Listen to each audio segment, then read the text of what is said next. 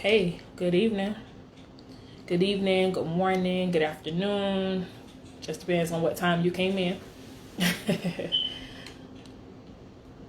Come on, come on.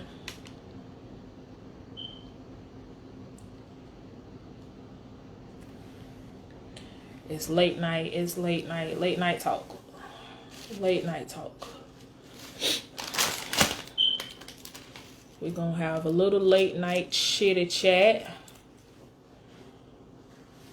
I won't be on long. We're going to get to the point tonight. Good evening. That's what old folk used to say. Good evening. Good evening.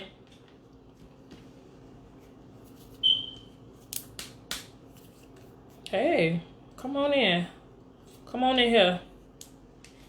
Let's see what we got to say.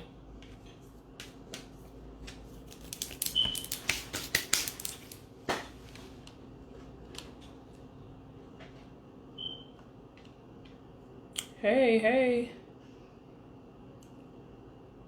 Of course, I can't see who is on at the moment. As y'all know, Facebook be delayed and things, but I'm gonna go ahead and do what I'm supposed to. Hey, Brina. Hey, girl. Hey. Hey, y'all come on in here. What's that thing y'all say when you come in? Share out. Hey, Tiffy. Tiffy, I've been missing you, so I'll get with you after this. I'll get with you after this. Listen, this hair thing, y'all pray, cause I don't know what I'm doing. I really don't know what I'm doing right now. It's like I don't know. I cut it, and then as soon as I cut it, I was like, whoa. You know, I look at the floor, and I'm like, there's a lot of hair there. And, I go through my moments, and I'm like, okay, we're going to do this color and that color. And now I'm like on pause because I don't know what to do. So we'll see. We'll see what happens. What's up, Rod? How are you? Well, I know how you are. Prayers and blessings to you, brother. Miss Stewart, blessings to you too. Hey, Miss Donna. All right, y'all. So, I'm not gonna be before you all long. I had said last week that I wanted to do. I had a couple months ago. I did something where I just did like 5 late night talks with Lady Mia. I just kind of like picked random things to talk about. Some may be relevant at that moment, some may not be, but I wanted to make sure that I was able. I haven't been on here in a while, just personally myself. I normally do come on weekly with prayer proclamation, but I had even taken a break from that, and I was grateful that not only did God allow me to take a break, but my husband allowed me to take a break from it as well. So I was really excited to be able to just get the rest, to rejuvenate and do all the things that I needed to do to be able to come back a little bit stronger than I was before. And so tonight is going to be a very, it can be a very touchy subject for a lot of us. It could be an emotional night. It can be an encouraging night. It can be an inspirational. It's all of how you're going to really take. You're welcome, Rod. Really take what it is. And so, those of you who don't know me, who may come on and maybe, a friend of mine, may have shared this out and you're trying to figure out who this girl is. It is your girl. My name is Mia. Some people call me Lady M. Some people call me Lady Mia. Some people call me Minister Fuller. You can call me whatever it is that you want, but definitely know that I am a child of God. I do believe in the birth, the burial, and the resurrection of, the one and true Savior, Jesus Christ. All right. So I just want to make sure I got that out the way. Hey, bro. Love you. Make sure I get that out the way so there's no confusion of who I'm talking about when I might sometimes just reference he. All right. Hey, princess. And so On tonight, what I want to talk about is simple, and I'm gonna get right into the point. I want to talk about being broke in ministry. Yeah, I want to talk about being broke in ministry. Now, I'm very interactive, and so I want you guys, as I'm talking, if something hits you, put it in the comments. I will go back and review it, or we could talk about it while I'm actually live on tonight. But I want to talk about being broke in ministry. A lot of us, we talk about being broken while doing ministry. We talk about the fact that we suffer. Some of us suffer from depression. Some of us suffer from a lot of different things, mental illnesses that go on, and we talk about how this particular part of our life, when it comes to ministry, how we have to push so hard to get through in order for us to be able to help somebody else. And so tonight, as I began to talk to God, and I really thought that's the direction that I was going to go into, I kept hearing the word, but I wasn't hearing it correctly. I felt like we need to talk about broken. I'm brokenhearted. My mind is everywhere. This is going on, that going on, and my husband doing this. My wife is doing this. Our kids are doing this. I'm trying to date this person. I'm trying to date that. I really thought I was going to just be able to talk about the brokenness when it comes down to ministry, but he said no. I'm gonna let you talk about being broke in ministry, because somehow the life of TD Jakes and all of our mega pastors, right? Joel Osteen, we see these people on TV, and something clicks in the mind of people to say, every pastor has it like that. We've sat and we've watched all these episodes of Greenleaf, right? We've sat and watched all these episodes of Greenleaf, and so we're like, y'all got to be balling like Pastor Greenleaf and his wife. Y'all got to have the mansion and the cars and the maids and all of this stuff. There's no way that y'all are preaching and you don't have what it is that I see everybody else having. But the reality of it is, there are a lot of people that are in ministry that are pouring out everything that they have, and they're broke. Oh my God, what is it that we do? What is it that comes of us when we're pouring into somebody, and you're pouring into that person, and you're telling that person everything that God is giving you to say, and you realize that they're gonna what God, you finna give them a house, and Lord, I'm still in my apartment. You about to give them a car, and I'm still taking the bus. Come on, somebody, you're about to bless them with a new job, and yet I'm still jobless. Like, I don't understand, God. How are you working through me? Yet and still it doesn't feel like you're working with me. You're not working on me. You're working through me to help somebody else. And so there's a lot of times that we have sat back and even watching, right? Even watching these preachers, these pastors, these ministers, these evangelists, apostles, bishops, whoever.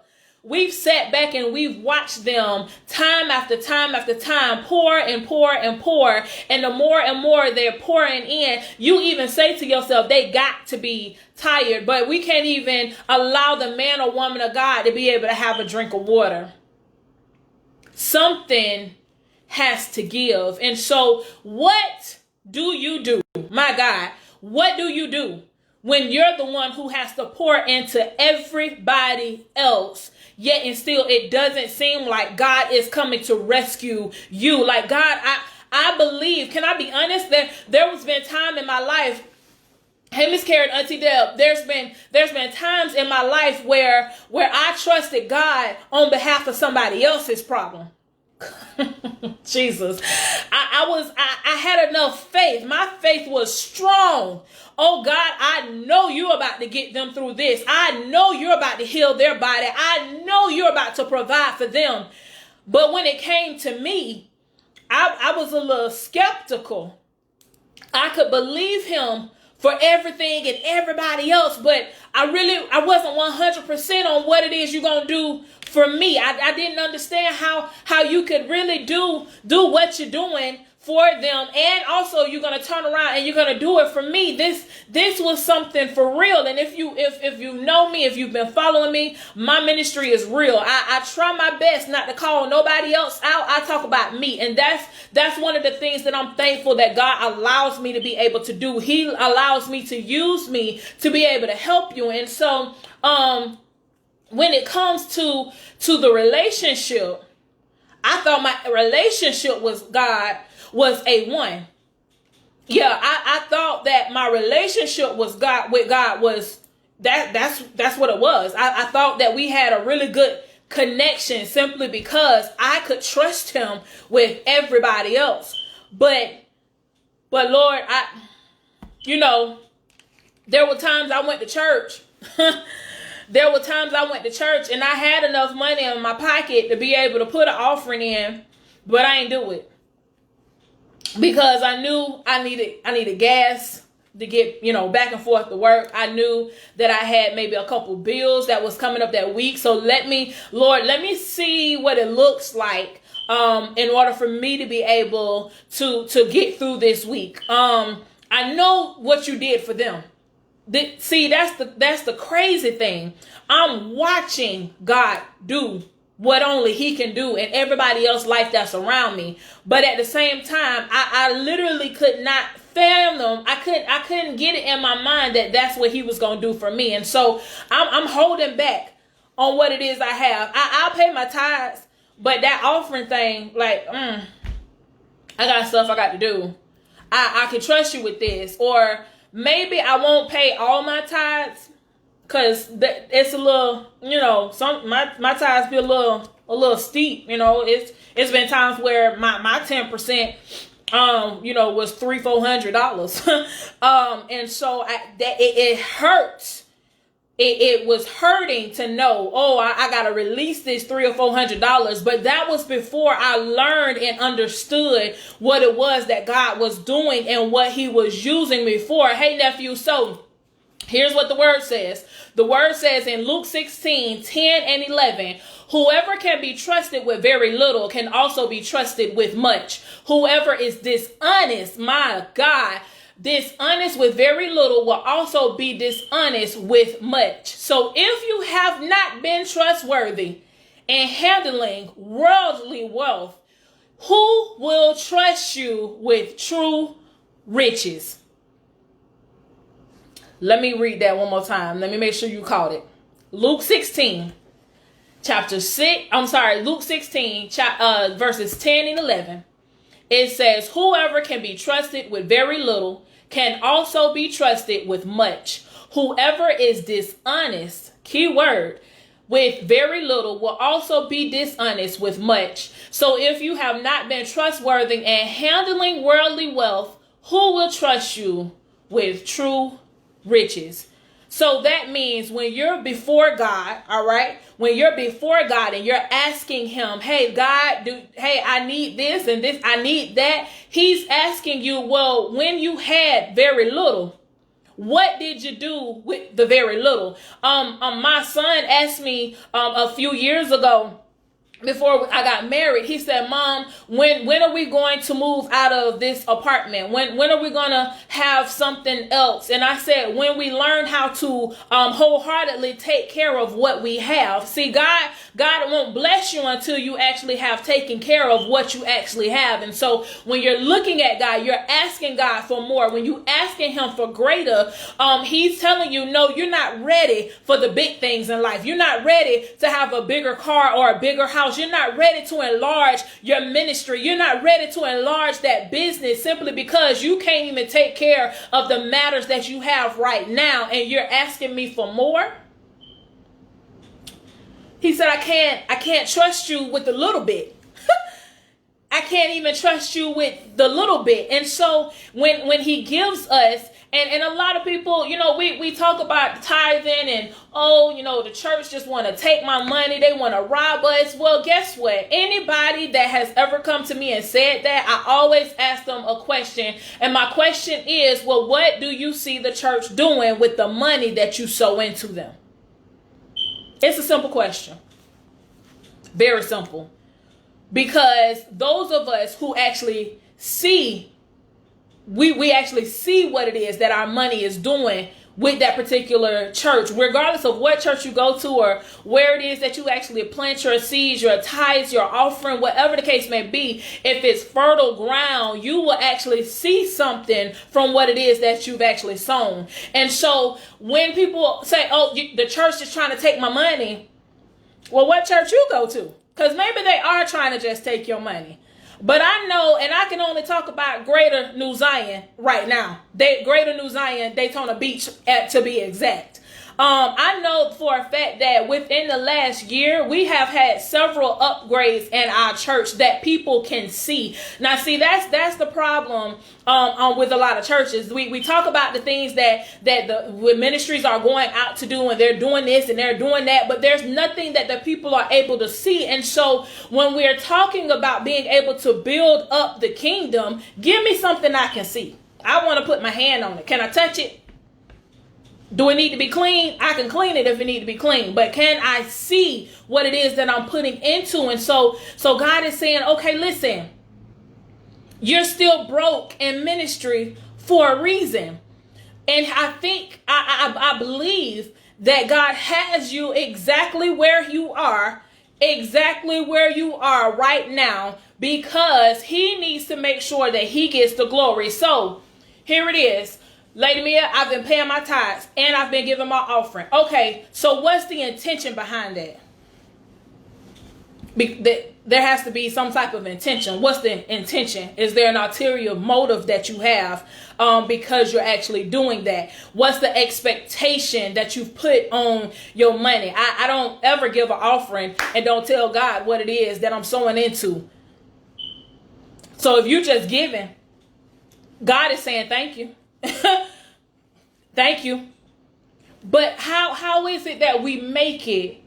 How are we making it where that person in ministry is pouring into somebody? You're pouring and you're just pouring and you're pouring and you're just pushing and you pushing somebody. And yet and still you feel like, God, where are you for me? Where are you for me? Check what it is that you're doing. When you were supposed to sow the seed of faith, as we call it, when you were supposed to sow that seed, did you sow it? And when you sowed it, did you give grudgingly? Were you mad because you had to give it? I don't know if anybody else ever been there. I've been there. I've had the seed, didn't want to give it. And God said, you gonna give it. And then I thought back to the times where I didn't do it before and stuff happened. You ever been in a situation where you were supposed to pay your tithes, or you were supposed to pay maybe a seed that God told you to do, or you were supposed to bless somebody, and then literally later on in that week, maybe the next day, something happened to your car or in your house that you had to get fixed, and you realized it was the exact same amount of money that you were supposed to give somebody? That's happened. And so in order for us to understand how to come out of the broke, not only broke mentality, but how do we come out of being broke in ministry? If you want money, then what you got to do is you got to allow God to work with the little bit that you have. If you want something greater, take care of the little bit that you have. Griping and moaning, oh God, I'm so sick of being here. Every time I come home, I'm just feeling like this. And he don't want to hear that. What we should be saying, and it's hard. Don't get me wrong. I have my moments, but then I quickly realize that there is somebody that don't have what I have. It might be small to me. I never forget that I had taken in one of our nephews. I taken in one of our nephews, and if you know me and my husband, our house is like a house of refuge. We had taken in one of my nephews, and when he came in, he was just like, I mean, his eyes were so big. It's like stuff he had just never seen before. It was crazy, because I'm like, it's a house. To me, I had been there for a while. It was just a house, but I had to realize not everybody has what we had. Not everybody has the electric couches that we have. They got USB ports to them and all this other kind of crazy stuff that sofas shouldn't be doing. They just shouldn't be doing that, but it does. And it benefits us a lot. All right. So you got to think about the fact that some people just don't have what you have. Be grateful for the things that you have right now. I know you're struggling. I know you're tired of the fact that you may have what it is that you have, but until you become grateful, God said, I can't bless you with nothing else until you're actually grateful for what it is that you have. Oh, well, I was grateful. Okay, well, be grateful again. Simple. Just be grateful again. Because he said, I can't trust you with much until I know with the little that you have. If I can trust you just enough with the little that you have, I can grant your request. I will grant your request at the very moment that you switch your mindset. I was talking earlier, and I was talking about Romans 12 and verse 2, when he talked about the renewing of the mind. Renewing of the mind. And one of the things that I said, one of the things that I was talking about was, we have to renew that which is expired, right? You renew your tags every year, every couple years, however you pay it. You renew your license every few years. There's even appliances that you have to renew, upgrade, right? Your refrigerator, it goes out. Your stove, it goes out. It's a lot of stuff that we have to, even eat food, right? Food expires. You have to get more food. There's nobody, and I told a friend of mine, there's nobody still cooking with sour milk. That thing that great grandma used to do, cooking our cornbread with sour milk, that ain't nobody doing that no more. So make sure we get new milk. So renewing, anytime that you think about renewing your mind, it is making sure you got to intentionally pick up where you left off. So when you renew something interrupted that. There was an expiration that came, something interrupted that. So when you got the apartment, when you got the house, when you got that business, you were excited and you were so grateful because God did exactly what he said he was going to do. He gave you the desires of your heart. However, somewhere down the line, you became ungrateful. And so now in your ungratefulness, it comes out frustration. It comes out you yelling. It comes out you stressed out. It comes out you depressed. And now you're asking God for more. Now you asking God for greater. And God is saying, I can't move until you move. Just like that. I can't do it. You have to have a renewing of the mind. You got to pick up where you left off. When you were happy, that's where you got to pick up. When you were grateful, that's where you got to pick up at. And so I'm going to leave you with this. Jeremiah 17:7. Jeremiah 17:7.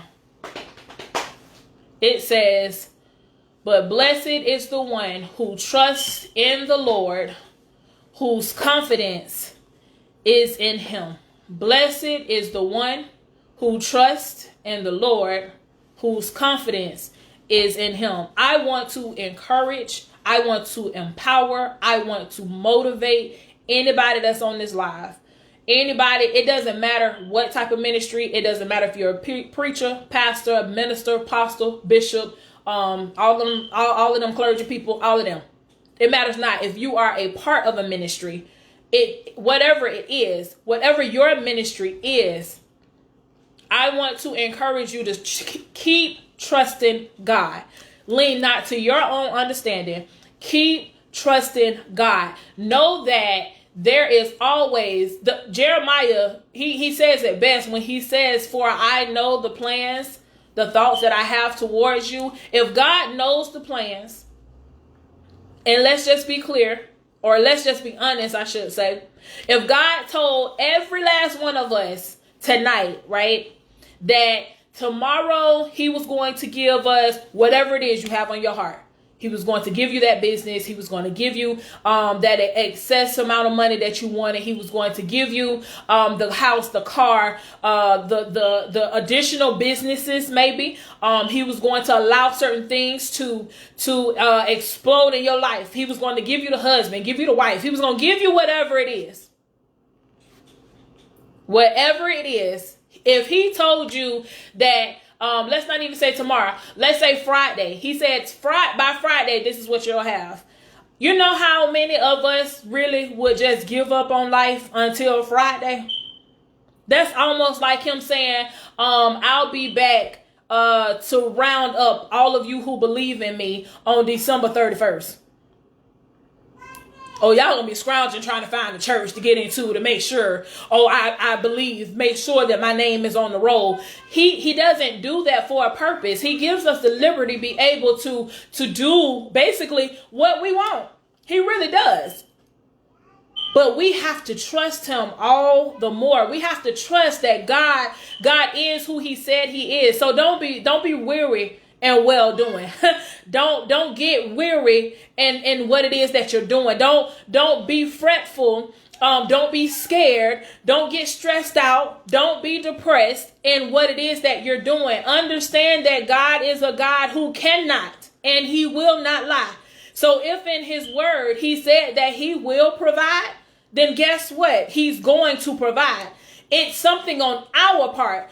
I hear people all the time say, I'm just waiting on God. No, baby. You're not waiting on God. God waiting on you. He waiting on you to get yourself together. He's waiting on you to get whatever it is in alignment with him. So therefore he can bless you. And guess what? When he blesses you, watch how many other people around you are blessed. You ever been the one in the circle of friends where everybody else was being blessed and you was clapping it up for everybody, but you realized that you wasn't the one, but you just kept clapping and kept clapping? That's just like right now, the Dallas Cowboys, they ain't no real friend of mine. But my husband, because he's a diehard fan, because he's a diehard of football, he is still in the game with the Dallas Cowboys. Win, lose, draw, whatever, he's for that team. And that's how you have to be for yourself. Regardless of what it is, have that confidence that God is going to make a way. For some reason, he still feel like the Cowboys is going to make a way. They not. But the point of the matter is, God, he can and he will make a way. The scripture always comes to mind that he can do exceedingly abundantly above all that we ask or think. If I'm thinking one thing, if I'm thinking that I just want a Toyota, God said, no, I need you to have a Ford F-150 because you're going to be hauling some things, that type of thing. You got to know that God is God. He is the great I am. He is your protector. He is your provider. He is everything that you need him to be. My grace is sufficient is what he said. And so if he's everything that we need him to be, we need to step up to the plate. There's something that we're not doing that we need to be doing. So what is that thing? What is that thing? What is that thing? That's what I want to leave you all with on tonight. Dallas is about to come out here and do what she does. So that's what I want to leave you all with on tonight. I want to know, think about it. I want you to think. I want you to think about that thing that you're praying for and you're wondering, God, why haven't you answered me on this? I want you to go back and think about it. As a matter of fact, God says go back. Go back and think about what it is that you may have or may not have done that is warranting this answer. Did I tell you to go somewhere and you still ain't went yet? Did I tell you to move? My God. Did I tell you to move and you did and you didn't? Did I tell you to go here? Did I tell you to go there? Did I tell you to go to that church? Uh-oh. Did I tell you to do that and you went anyway? Did I tell you to be with that man? Did I tell you to be with that woman? Did I tell you to get that hotel room? Y'all know how that go. Come on. What is it that has happened that allowed you to lose the excitement, lose the joy that you had in order for you to be able to get what it is that God has for you? It's simple. God says, if I can't trust you with little, I can't trust you with much. I pray and hope that this reaches somebody. If not tonight, any day that this is going to be on, I will be on for 5 nights. 5 nights all this week. I will be on, and the time is going to be, a little for me, because we do have a 1-year-old that runs our house. And so whenever she feels as though that she will allow the time to be mommy, then, we'll have that time. But and normally I'm trying to shoot every night for 9 p.m. Join us in the morning. For those of you who will be up for our 5 a.m. prayer call, we are going to have 5 a.m. prayer all this week. I will be posting the information a little bit later. Once I get off this broadcast, I'll post the information. In order for you to be able to join us, we are talking about fasting. We know that normally in January, the entire world, all us Christians, we end up going into a fast. And so because of that, we are going to be preparing ourselves for corporate fasting. And so this week we have individuals selected every single day this week. Again, I'll post the flyer and the information. For those of you who would like to join us, please do. We will be there. I'm going to go ahead and pray us out. Hey D, my daughter, what's going on? Hey mama, Deasia. Hey Christy. Thanks, son. I love that. D Nicole, hit me up. Just hit me up. Again, I'm a very open person. Anybody pretty much on here who knows me, they know I'm open to feedback. I'm open to corrective criticism. I'm open to all of that good stuff. If there's something I said, maybe you didn't understand, or maybe you ain't like how I said it, come tell me, and so we could talk about it. Tomorrow, what am I going to talk about tomorrow? I believe tomorrow I am going to talk about don't like you not liking her because of her. That's what I'm gonna talk about tomorrow. You not liking her because of her. All right. So Father God, we come to you. We just thank you right now, God. I can't thank you enough for just being who you are, and not only in my life, but in the life of my family, oh Lord. So we just thank you for this opportunity that you allowed me to be able to come on and speak life into somebody on tonight, oh God. I ask that this word, that it definitely goes out and does not return back void. I ask that you allow this word to go out and permeate in somebody's heart, oh Lord. Allow them to be able to change their mindset, renew their mind, God. Put their focus back on you, God. The goal is kingdom. The goal is always you, oh Lord. So we just thank you right now for the manifestation that's about to happen. We thank you for the renewing of the minds. We thank you that once they put their mind back on you, God, that you're going to show yourself mighty and strong in their situation. You're going to do exactly what you have said that you would do, God. You will grant them the desires of their heart. So we thank you right now in the mighty name of Jesus for doing so. In Jesus' mighty name we pray. Amen. All right, you all have a blessed evening. Until tomorrow night, I will see you all then.